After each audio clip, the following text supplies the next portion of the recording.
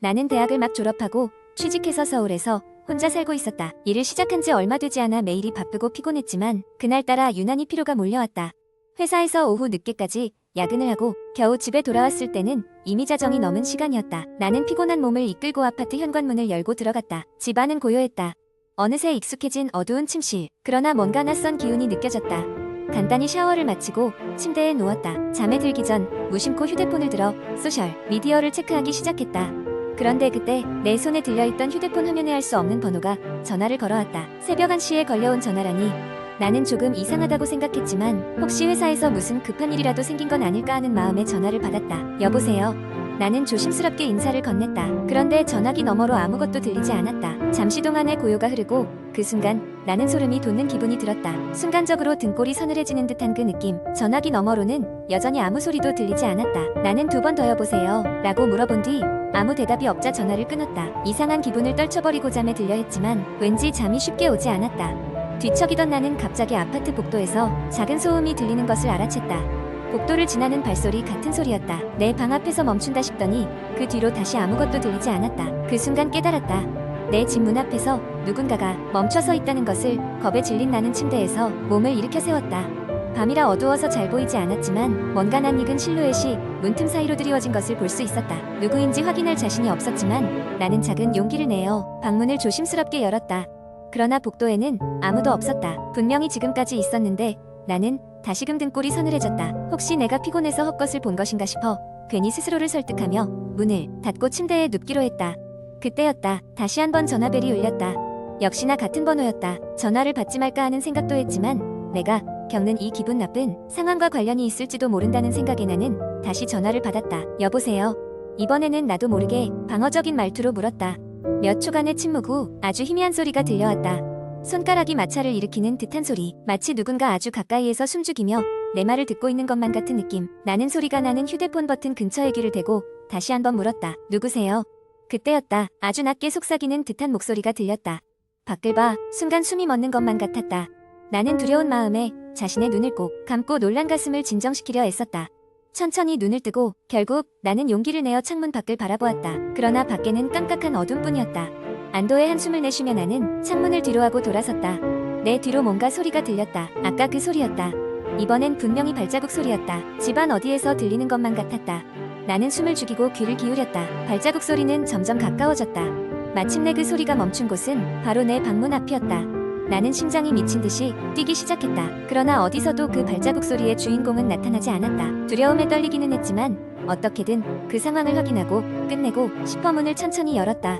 하지만 다시 한번 아무도 없었다. 그리고 그때 전화가 3번째로 울렸다. 같은 번호였다. 이젠 겁이 났다. 나는 전화를 받지 못하고 그저 벨소리를 듣고만 있었다. 나중에 확인해보니 그 번호는 이 세상에 존재하지 않는 번호였다. 그 후에도 몇 날 며칠 동안 나를 따라다니던 그 낯선 기운과 발소리들. 나는 결국 그 아파트를 떠나기로 결심했다. 누구도 믿어주지 않겠지만 난 확신했다. 그곳엔 나 혼자 살고 있던 것이 아니다. 2번째 이야기. 어느 한 마을에는 오래된 저택이 한 채 있었습니다. 마을 사람들은 저택에 얽힌 여러 가지 무서운 이야기들을 전해 내려왔습니다. 옛날 그 저택에는 매우 부유한 가문이 살았다고 합니다. 하지만 어느 날 이유를 알 수 없는 화재가 발생했고 그 이후로 저택은 폐허가 되었습니다. 많은 사람들은 저택이 저주받았다고 믿었고 그곳에 발을 들이는 것을 두려워했습니다. 한편 도시에 살고 있던 한 젊은 여자 수진이 있었습니다. 그녀는 항상 미지의 세계에 대한 호기심이 많았고 새로운 것에 도전하는 것을 좋아했습니다. 어느 날 그녀는 친구들과 함께 소문 많던 그 저택을 탐험해보기로 했습니다. 도전적이었던 그녀의 성격은 친구들 사이에서 큰 반향을 불러일으켰고 결국 몇 명의 친구들이 동참하기로 했습니다. 어느 음산한 밤 수진과 그녀의 친구들은 손전등만 들고 저택을 찾았습니다. 달빛이 비추지 않는 어두운 길을 따라 그곳에 도착했을 때 녹슨 철문이 그들을 막아섰습니다. 친구들 중 누군가가 힘을 주어 문을 열자 귀곡성이 울리는 듯한 소리가 울려 퍼졌습니다. 모두가 등골이 오싹해졌지만 여기까지 왔으니 들어가 보자고 수진이 용기를 북돋았습니다. 저택 내부는 생각보다 더 황량했습니다. 오래된 가구들은 먼지에 쌓여 있었고 벽지는 군데군데 벗겨져 있었습니다. 그들은 천천히 저택을 탐험하기 시작했습니다. 각 방마다 이야기를 품고 있는 듯했고 바람소리는 마치 누군가 속삭이는 듯 들렸습니다. 그러다 수지는 이상한 느낌에 이끌려 2층으로 올라갔습니다. 2층 복도 끝에는 커다란 거울이 하나 있었습니다. 거울은 기묘하게도 깨끗했고 주위를 둘러싼 어두운 환경과는 대조적으로 빛나는 듯 보였습니다. 수지는 거울이 이상하게 느껴져 가까이 다가갔습니다. 그리고 그 순간 거울 속에서 무언가가 깜빡이며 보였습니다. 그녀는 놀라 뒷걸음질 쳤고 그 충격으로 넘어지며 소리를 질렀습니다. 소리에 놀라 친구들이 달려왔고 수지는 거울에서 무언가 보고 있는 것 같다고 말했습니다. 친구들은 그녀를 다독이며 다시 거울을 바라봤습니다. 그때 거울 속에서 희미하게 한 사람의 얼굴이 나타났습니다. 그 얼굴은 일그러지고 고통에 찬 표정이었습니다. 모두가 얼어붙은 채로 움직일 수 없었습니다. 거울 속 얼굴은 입을 벌리며 무언가를 외치려 했습니다. 바로 그 순간 저택 안의 공기가 일그러지며 갑자기 문이 쾅 닫히는 소리가 났고 시끄러운 잡음이 저택을 울렸습니다. 겁에 질린 친구들은 서둘러 저택을 빠져나갔습니다. 밖으로 나와 다시금 가방을 챙기며 수진과 친구들은 서로 아무 말도 하지 못했습니다. 저택을 벗어나 집으로 돌아가는 길에 수진은 문득 자신의 손에 쥐어진 무언가를 느꼈습니다. 그것은 저택이 거부의 신호를 보내며 주었던 물건인 듯 보였습니다. 집에 돌아와도 수진은 계속 불안한 마음을 지울 수 없었습니다. 그녀의 머릿속에서는 계속 그 거울 속 얼굴이 떠올랐고 그 눈은 계속해서 그녀를 따라다녔습니다. 일상으로 돌아갔지만 어둠이 드리워지는 밤이면 저택의 이미지와 마주쳐야만 했습니다.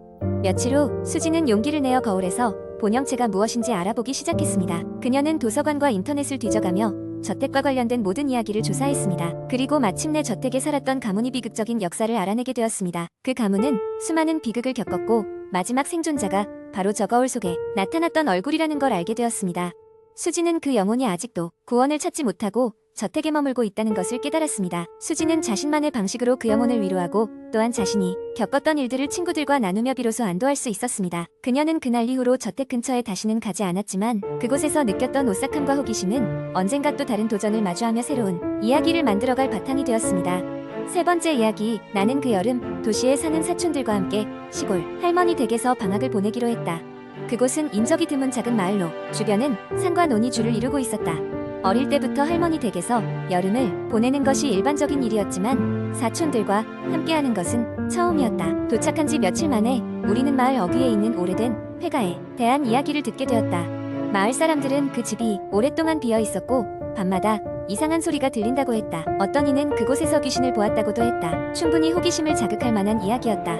사촌들과 나는 호기심에 그 집을 탐험해보기로 했다. 한낮이었지만 구름에 가린 태양 때문인지 날씨는 심상치 않게 흐렸고 서늘한 바람이 불어왔다. 마치 우리에게 가지 말라고 경고하는 듯했다. 하지만 우리는 호기심을 이기지 못하고 폐가를 향해 발걸음을 옮겼다. 집 앞에 도착하자 문이 반쯤 열린 상태로 삐걱거리고 있었다. 우리는 조심스럽게 문을 밀고 안으로 들어갔다. 집 안은 먼지가 가득했고 정체를 알 수 없는 곰팡이 냄새가 코를 찔렀다. 천장은 군데군데 무너져 내려 있었고 바닥은 머리카락과 같은 검은 실타래들로 어지럽혀져 있었다. 그 모습이 너무나 소름 끼쳐 우리 모두 멈칫할 수밖에 없었다. 물론 처음엔 폐가가 주는 스산한 분위기에 겁을 먹은 것이었지만 차츰 익숙해지자 우리는 더욱 깊숙이 탐험하기 시작했다. 집의 가장 안쪽 방에 들어선 순간 사촌 중 하나가 벽에 걸린 오래된 사진을 발견했다. 사진 속에는 한 가족이 서 있었는데 그들의 얼굴에는 기이할 정도로 웃음이 가득했다. 하지만 자세히 들여다보니 그럴수록 그 웃음은 공포로 일그러진 표정처럼 보였다.